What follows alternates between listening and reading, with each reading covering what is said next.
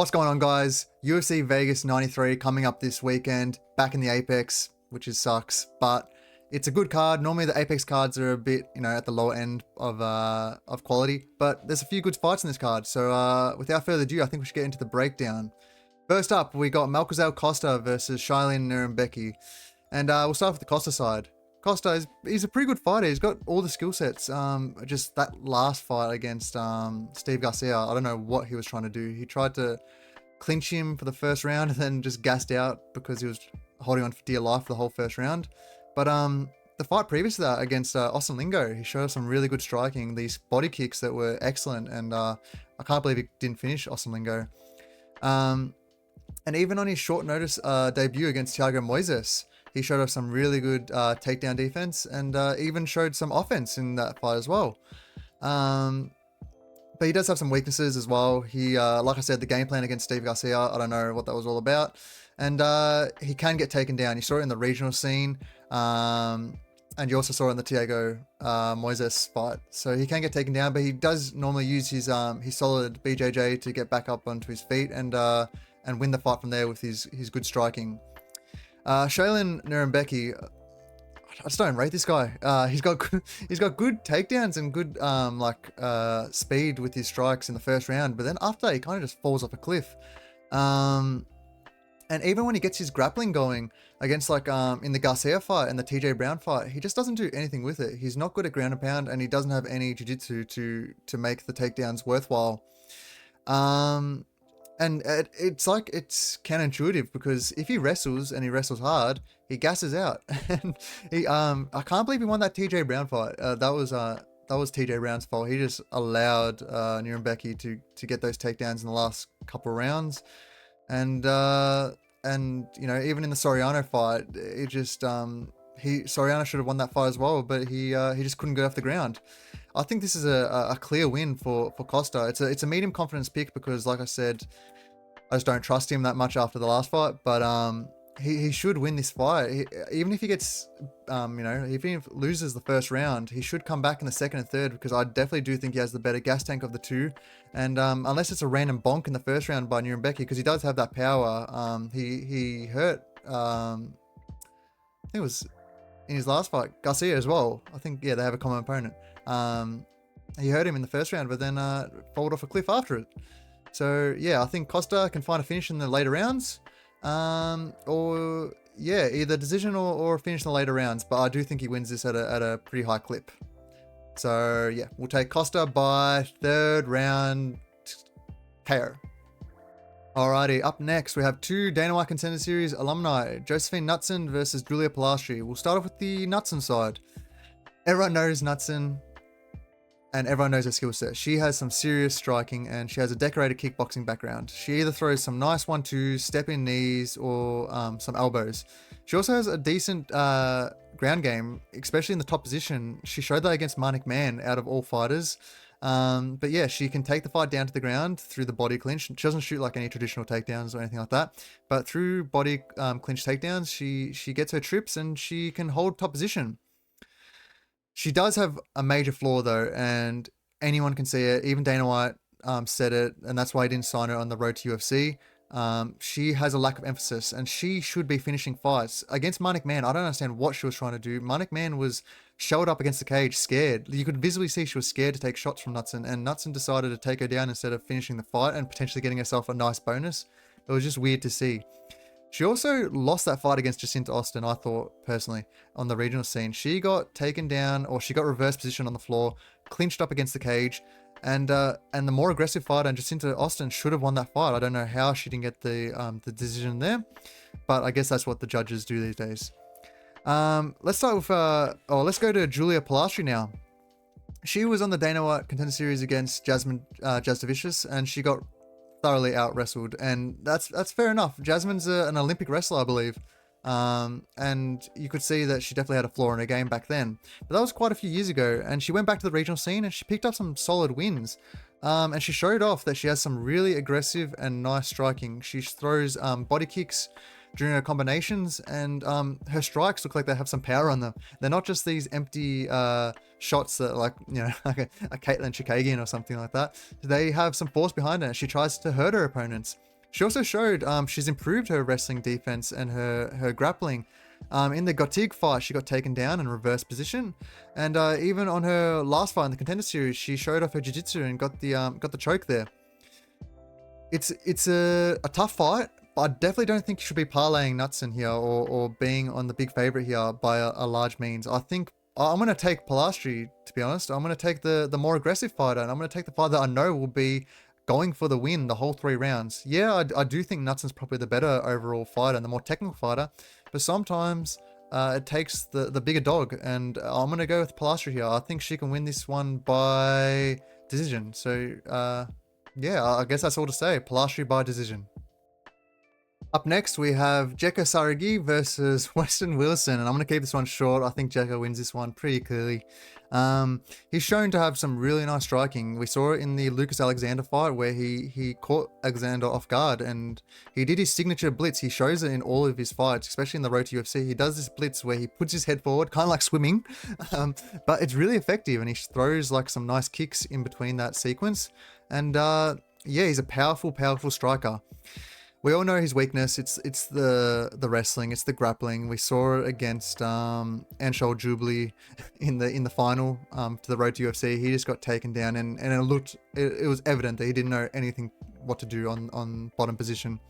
But he's coming up against Weston Wilson, who I don't know why he's in the UFC. I think he's just Stephen Thompson's training partner or best friend or something like that. He's 35 years old. He has no upside in the UFC. I think this is his last fight, just fighting out his contract. I struggle to find positives of this fighter. I guess he has some good jiu-jitsu. You saw him get that knee bar on Jensen Brito slightly. Like, I don't think it was ever really tight, and it showed his fight IQ because he just got beaten on the ground while going for that knee bar and eventually got knocked out by Brito. But yeah, I would be more concerned for Saragih if Wilson shot traditional takedowns, but he really doesn't. He is really slow, and I just think before he gets a takedown, Saragih is going to knock him out. It's going to be a round 1 KO. But look, it's actually not going to be a high confidence pick. It's going to be a medium confidence pick because I do think Saragih's grappling is horrid, and I do think Wilson does have a chance here if something happens. If he gives up his back or in an exchange or falls over, I do think Wilson could submit him. But all in all, Saragih by KO. Take fight doesn't go to decision, just to cover your bases, but that's probably going to be extremely juiced. But yeah, not much else to say. I think this is Wilson's last fight. Saragih gets another highlight KO, and yeah, I guess we move on to the next one. Carly Judice versus Gabriel Fernandes. Should be a fun one. We'll start with the Judice side. You never really see a 3-1 fighter be in the UFC, but I guess her Contender Series fight against Cara Kate rightfully deserved her a spot, or at least a chance to show what she's got. She's 25, so she's still really young. And we saw in that Cara Kate fight, because I'm not going to talk about her regional scene fights because they were all under like a round and just you don't get much of them. But in that Cara Kate fight, she showed off some really good striking. She showed off some knees, body kicks, hooks. And she stayed in that war for 3 rounds. She never once quit herself. You did see her slow down, and you did see her get hurt by Cara Kate, which is concerning because Cara Kate, I don't think, is a really powerful puncher. You can see she's kind of a lanky, voluminous fighter. Even though past in like her fights prior to the Contender Series, she didn't throw any volume, but from then you can see that she does throw volume. And Judice was getting hurt by those punches. You also saw her slow down, but I guess that's expected because it was such a high pace, high volume war. With Gabriel Fernandes, we know she's a Muay Thai fighter, and in her UFC career, all she's faced is wrestlers. She versed Teresa Blader and Jasmine Jasdavicius. And those are probably the two worst stylistic matchups for her because all she got to do was defend takedowns. But you saw when it was standing up, she has some serious striking and she looks like a powerful fighter. She has some really nice calf kicks and she throws these really good straights, which I like to see. You saw as well in those fights, but that she tried to pull ghillie. I don't know why fighters try to do that, especially when they know that the fighter that they're going against, their only way to win is to grapple them, and why give them the only chance they've got. But yeah, I guess that's something on her fight IQ that you can take note of. This is a tough fight to predict because the only real tape we got of Judice is a Contender Series fight, and Fernandes, we don't have much in the UFC against high-level competition because we saw in those fights she just got taken down. I don't think Judice is going to take her down. She tried to do some clinches against Carricate, and that didn't really work. So I think this is going to be a stand-up war. And I just think Fernandes has the bigger, impactful shots, and she's got the experience. She's got way more experience than Judice, over double. So yeah, in a stand-up war, I have to take Fernandes. It's a really low confidence pick. I do think she has a KO upside. I wouldn't be surprised if she finds a finish here. But we're going to take Fernandes. Ultimately, KO decision. Up next, we have Brady Heistand versus Garrett Armfield, and we'll start with the Heistand side. He is a pure wrestler, and I think you can tell that from the tape. He doesn't have the worst striking in the world. It's definitely not like Eduardo Mora's striking last week, but he's basically a wrestler, and that's what he likes to do. And when he gets the opponents down, he tries to get the back. I've noticed a few times he tries to get that body triangle in, but he also doesn't have the best control. You saw that in the Ricky Tercios fight, who admittedly is a hard person to keep down. But even also in the Dinar Bakary fight, he tried to take him down, and when he did, Dinar was able to get back up. But he uses that to his advantage. He's a cardio machine. He's like a younger, bigger Marab Dvalishvili, where he doesn't mind if these opponents get back up because he'll shoot again and he'll try and take them down. One thing about him, and doesn't take a genius to see this, he gets hurt in every single fight, and I mean every single fight. Every single UFC fight he's fought, he gets hurt. And it's not like like getting a little hurt. He gets dropped, and it looks bad, and he loses rounds because of it. And that comes down to his striking defense. He really doesn't have any striking defense. He like I said, he has all right striking output, but the defense is not there, and you can visibly see.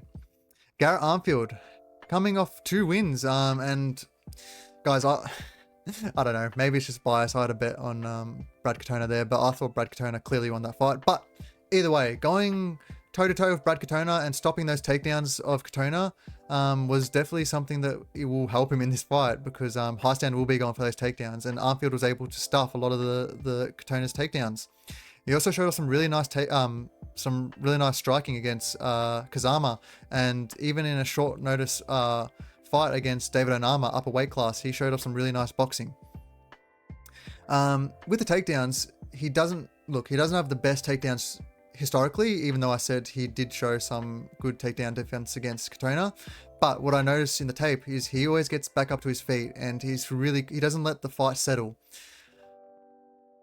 However, one thing he does, and it's a really, really, really bad habit that I think can get him in trouble against some high-level jiu-jitsu players, is he goes to his knees and he shows his back all the time. Whenever he has to get up, shows his back, gets to his knees, and that might spell some trouble against Heistand, because Heistand, like I said, likes to lock in that body triangle.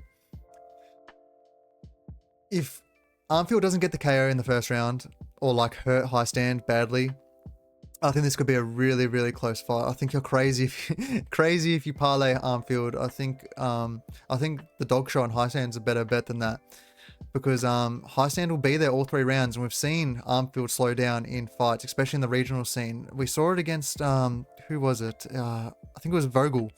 Yeah, Matteo Vogel. Yeah, he got broken. He got out wrestled. Like, he was winning the whole fight, and then he just broke in the later rounds because the pressure got to him, and that's what Heistand can easily do.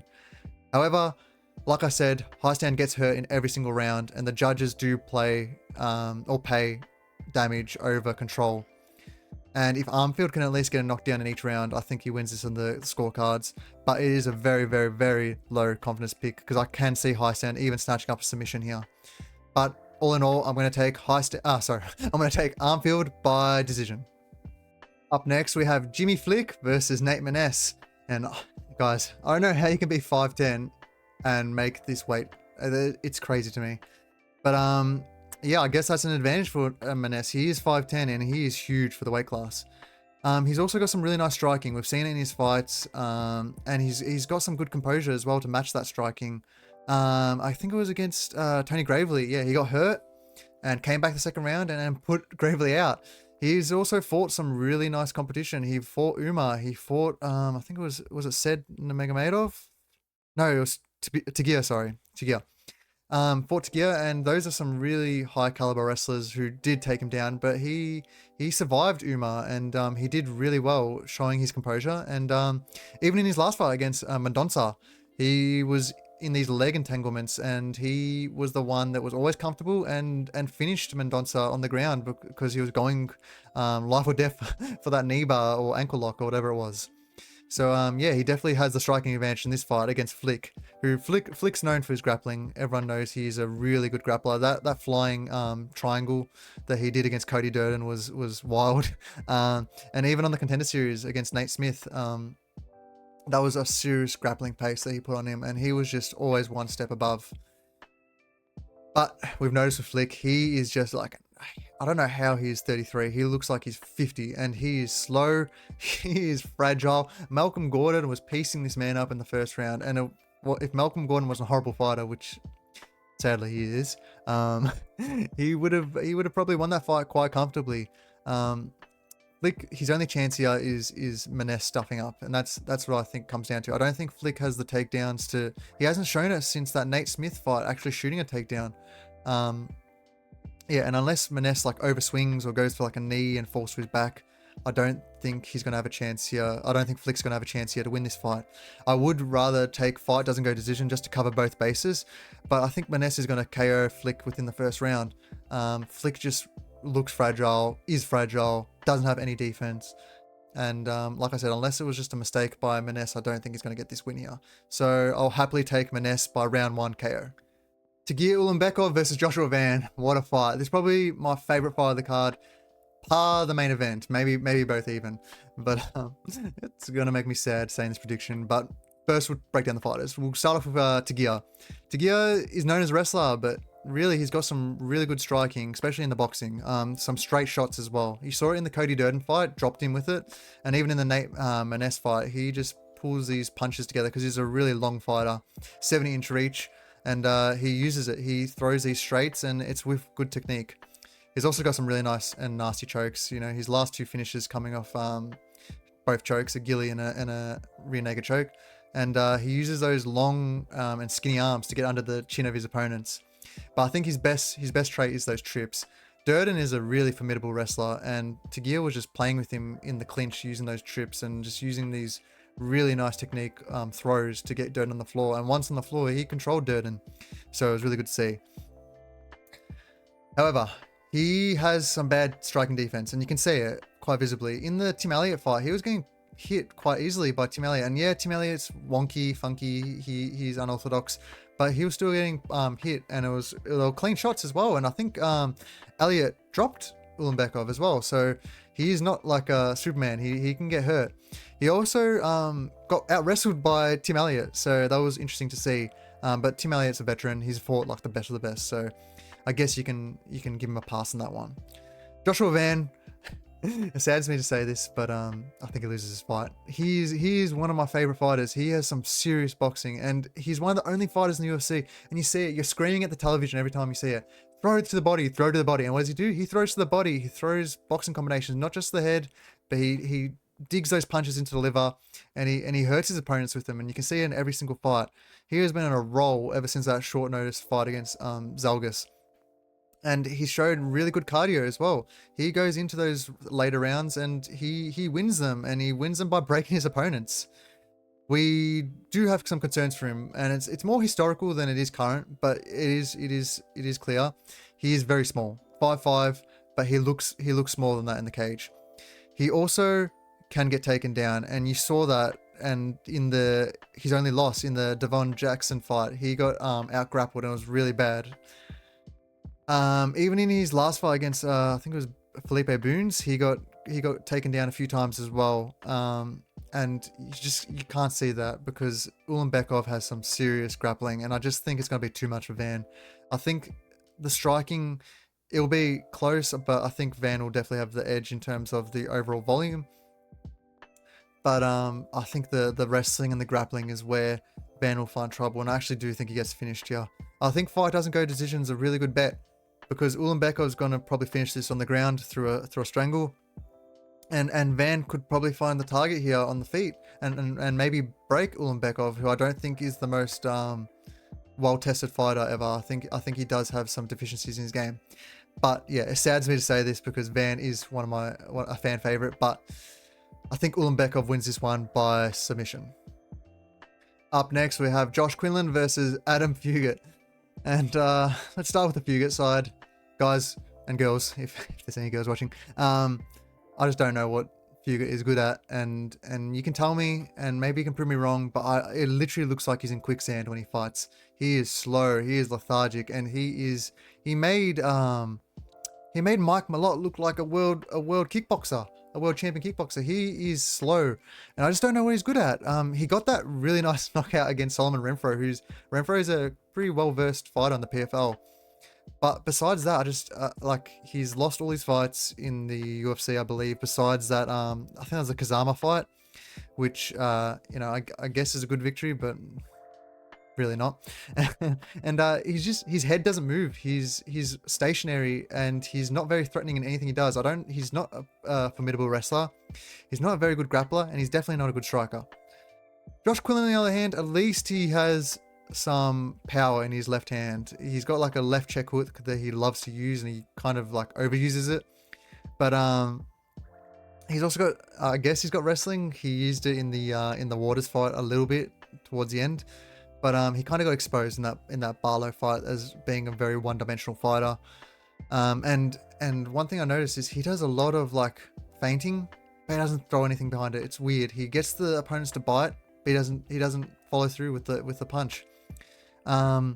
But yeah, I think he gets a victory here. I just think Fugitt is way too slow with everything. I don't think he's going to be able to take down Quinlan. I don't think he's going to be able to clinch Quinlan the whole fight. And if it's striking tit for tat, I think Quinlan's going to have the more explosive punches and might even finish Fugitt, because Fugitt has been chinned a few times and hurt. So yeah, I think it's power versus nothing. Maybe consistency, I guess you could say. Power versus consistency. And I think Quinlan's going to come through with this one. It's a medium confidence take, because I like Quinlan's not really good at anything either. But I do think if you have to take someone, you got to take the fighter that has, I guess, more more aggression. I don't know. Guys, I don't know about this fight. Medium confidence, Quinlan by KO. Up next, we have another pretty straightforward fight. We've got Almabaev versus Jose Johnson, and I think there's a pretty clear Almabaev win, but we'll go through each fighter. So with Almabaev, he is known to be a wrestler, and he is a really good wrestler at it. He showed that he can take down and control. The emphasis I want to put in is control, because a lot of wrestlers don't know how to control, like Shaylin that I was talking about at the start of the card. But Asu was able to control people like CJ Vergara, and was able to submit Odo Osborne, which is a pretty good feat to do. He also has decent striking. He throws these overhands and these kicks in combination with the overhands that do actually land on his opponent and can set up his takedowns. If I was going to give him a negative, it would be that he's small. He is 5'4", and it's going to be really apparent in this fight, because Jose Johnson is 6 foot, which I don't understand how he's 6'4", 6 foot at 125 pounds. That's crazy. But I think the size will be a little bit of a factor here, but we'll get to that in a second. Jose Johnson, like I said, he's tall, 6 foot for 125 pounds, which is an advantage in some cases. He is also a very good striker, and you can see that in his tape. And you saw that in like the Chad Allen Gallagher fight, that he has some really nice striking, and it's fast and it's also powerful. What he lacks is going to be what wins Almabaev the fight here. He sucks on the ground. He has no takedown defense. He was taken down constantly by Chad, who isn't the best takedown artist ever, nowhere near Asu's level. And he was twisted by Damon Blackshear, which at this level you should just not be getting twisted. I don't care what you say. It's the most predictable thing that you can see, and Jose Johnson fell for it right away. So yeah, like I said, 5'4" to 6 foot is a huge height discrepancy. But when you're a wrestler and you're going against these tall guys, it's actually easier to shoot underneath those legs. And I think Asu's going to find it easier to take down Jose with those long dangly legs, especially because Asu knows how to shoot takedowns. He's not just going to try go for trips, because if you're going for a trip against a tall fighter, yeah, that's a bit more troubling. But when you're going for the doubles and the singles, they're actually a lot easier to do, because the fighter has to reach down quite a bit more compared to you. So yeah, I think this is a pretty clear, high confidence pick in Asu, unless Jose Johnson finds a knee or finds an uppercut randomly. I think Almabaev finds a finish here with it, like a choke or something like that. And yeah, very high confidence pick. I'm going to go with Asu Almabaev by submission in the first round. Up next, we have Douglas Silva de Andrade versus Miles Johns. And I have been praying to the gods, waiting for the time to fade Miles Johns. And I think it is here. I am picking Andrade, and I'm picking him with some relevant confidence. Let's start off with Andrade. Okay. If I were to tell you that this man has 5 losses in his UFC career, and tell you the competition who he's lost to, would you put him at even odds against Miles Johns? Let me tell you who's lost to. Said Nurmagomedov would destroy Miles Johns. Lerone Murphy would destroy Miles Johns. Peter Yan would destroy Miles Johns. Rob Font would destroy Miles Johns. Zubaira Tukhugov would destroy Miles Johns. This man has only lost to the best of the best, and that is a top tier competition. Other than that, he is a really good fighter. He has really good dynamic striking. He throws spins, straights, kicks. He is a fast twitch fighter, and you can see in his physique, he's a ripped man for 38 years old. And he also has good takedown defense. People are going to be like, oh, Miles Johns is going to take him down. Yeah, maybe in the first round, but Morozov wasn't able to keep it up, and Andrade beat him. Stamen wasn't able to, and neither was Said Nurmagomedov wasn't able to. Yes, he's 38 years old, and that's the con or the negative that I will put on him. He is getting up there in age. But let me go into Miles Johns. He is an overhand fighter, so he throws the right overhand and he wrestles. But he gasses out after the first round in every single fight. I can't believe Cody Gibson did not win that fight. Cody Gibson looked like the worst he's ever looked in his life, but Miles Johns didn't look any better. He gassed. Miles Johns gassed in every single fight. He gassed in the Agueda fight, but Agueda was just even more gassed. He gassed in the Cody Gibson fight. He gassed in the Castaneda fight. He gassed in the Vince Morales fight.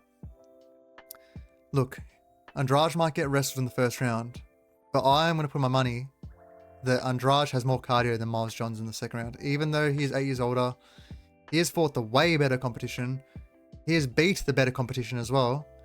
And if Johns can't get those takedowns in the second round, he is stuffed. He's not going to fight. He's not going to win a striking battle with Andrade. And I think Andrade is going to finish Miles Johns. This is a medium confidence pick. Like, I can't believe people are like really high on Miles Johns. I don't know where you see it. I don't know how you can trust the cardio of him. Maybe with USADA gone, he has more cardio. I don't know. But Andrade is going to be my pick, and I'm going to pick him by getting a finish in the third round. Alrighty, up next we have Timothy Cuamba versus Lucas Almeida. And I don't know if this is the right bout order, but I don't know why they are so far up the card. But anyway, we'll start off with Cuamba. He is solid everywhere, but not excellent anywhere, if that makes sense. He has good striking, and he's shown, some decent clips in his regional scene. And he also has good wrestling. He was able to take down Balaji Oki, and he was also able to take down Michael Stack. So yeah, I do think he has wrestling in his back pocket, but like I said, he's not specialist in anything. So I do think he's going to have trouble later in his career, but he's only 25 years old. Whereas Almeida, he is a specialist in striking, but he has a real bad deficiency in wrestling and in grappling. And you saw that in the Sabatini fight. He got absolutely destroyed. Now, I say that he's a specialist in striking, but I don't know if it was just the day. Sometimes fighters have bad days, but he looked career worst against Andre Fili. And I know Andre Fili was a big step up in competition, but he looked slow in the striking as well. And it might be to the fact that he's taken so much damage in his last 4 fights. The Zellhuber fight, he took insane amount of damage. The Sabatini fight, he got damaged on the ground. The Andre Fili fight, KO'd. The Trezano fight, even though he won in the third round, he got knocked down twice, I believe, in that fight. So this man has taken a lot of damage, and I just don't know if he has it in himself anymore. He's 33 years old, so he's not too old, but he's not young at all. And look, I'm gonna have to take Cuamba here because I think he just has more tools. If the striking's close, I feel like he can go to the wrestling, and if the striking's not that close, then he'll just stick to striking. That's really all you can say about this fight, because you just don't know what type of version Almeida is going to go, and I don't know how you can back him after you've seen his past couple of fights, because like I said, he did look bad in that Andre Fili fight. And at least Cuamba put on a decent fight against Belagioki, who's a really big fighter for this weight class. And I believe that was short notice for Cuamba as well. So yeah, I'm going to take Cuamba. I'm going to take him by decision, but it is a low confidence pick, so just be careful about this one. But we'll take Timothy Cuamba by decision. Up next for our co-main event of the night, we've got Ikram Aliskerov versus Antonio Trocoli, and I don't know why this is the co-main. Maybe this is to give Aliskerov a boost of of attention, but I don't know why Trocoli's in a co-main event. I don't like, this is his first fight in the UFC besides the Contender Series, and it's his first fight in 3 years. It just makes no sense to me, but I think they just needed Ikram a fight, and I guess they're gonna sacrifice Trocoli. Ikram, he's good everywhere. I think most of us know that. He's got takedowns. He showed in the De Souza fight. He's got really nice striking. He saw it in the Alves and the Hawes fight. I guess the only con you can really give him is he does have his chin wide up when he's in these, like, when he sees his opponent hurt. He has his chin like wide up and he doesn't throw any regard. And if his opponents throw like a counter in that exchange, then they might catch him. You saw that in the Alves fight, and also he got knocked out by Kamzat, but Kamzat. So yeah, he can't really put on too much slack for that. But Trocoli, I guess he's big, 6'5", pretty large human, and I guess he has good grappling offense. You saw that in his last fight against Maness, something like that. Sorry, bad pronunciation. But yeah, that opponent didn't even look like he belonged in there. He was overweight, and yeah, I don't know. That was just a bad look. And I guess in the Kenneth Berg fight in the Contender Series, he showed us some good grappling. But like I said, he's off a 3-year layoff, so we don't know what he's about. He's always pulling out fights, and he also can get dominated in the grappling himself. He got dominated by like a UFC vet in Jacob Volkman on the regional scene a couple of years ago. He got absolutely dominated. So look, Aliskerov is literally better everywhere, but I would not put Aliskerov in your parlay. It's like $1.10. So what are you going to get out of him? Just put fight not to go to the decision. I think that's a much safer bet, because you don't know what Trocoli's been doing in these 3 years. But all in all, I think Aliskerov gets the finish. I don't think it's by KO. I think it's by submission. I think he just takes Trocoli down and maybe gets one of his signature Kimuras or something like that. But Aliskerov by submission, round 1. And finally, we got our main event. We got Alex Perez versus Tatsuro Taira. And guys, I don't know if you're going to like this prediction, but I'm picking Alex Perez, and it saddens me because Tatsuro Taira, once again, is one of my favorite fighters. I think I just got like a bias towards the Asian market because I'm from Australia, and I guess we're connected to Asia.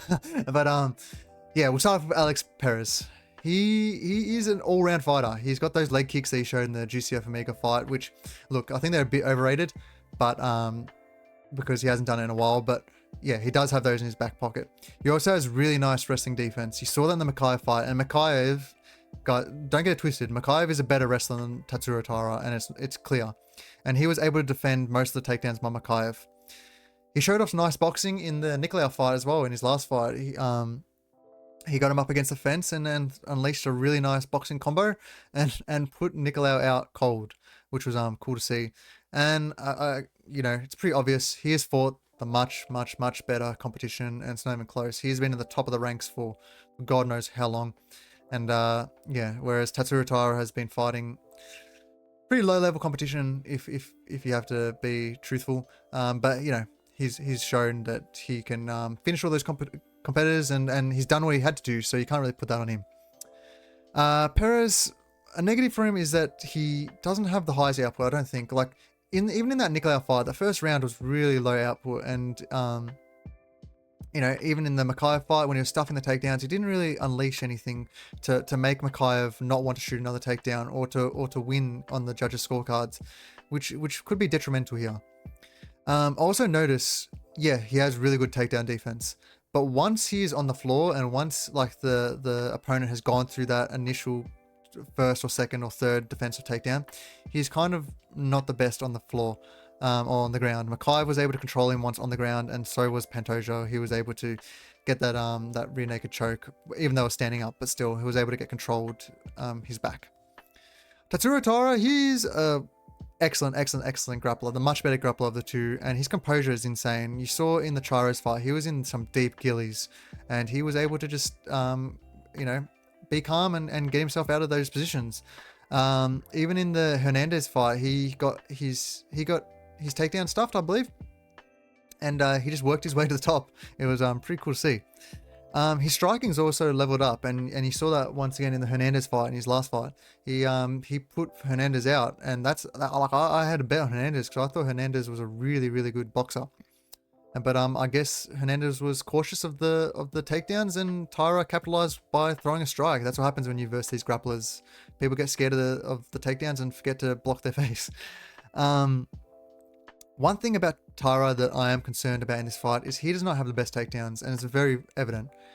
You saw it in the Chiros fight. If Chiros didn't pull those gillies, he was going to stuff those takedowns. It was, unless like Taira continued to chain the wrestling, he was going to stop those takedowns, and he's probably going to win that fight because it was a very close fight in the end. And that concerns me against Perez because I just don't know what Taira is going to do to get Perez down unless he like takes his back standing or does some sort of trip. I don't think any traditional takedown is going to get Perez down.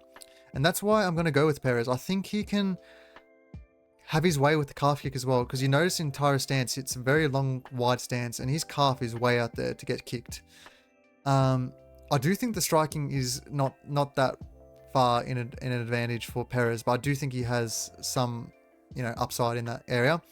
But I just think the experience is going to show here, and I think Taira is going to get frustrated not getting those takedowns, and Perez is going to chew up that leg. I think I've said it a few times, but in like different fights, but I think fight doesn't go decision is a really good bet here, because I think Taira, if he gets the fight to the floor, he's going to have his way with Perez, and I think he will easily, or not easily, but I think he will have a chance to submit Perez.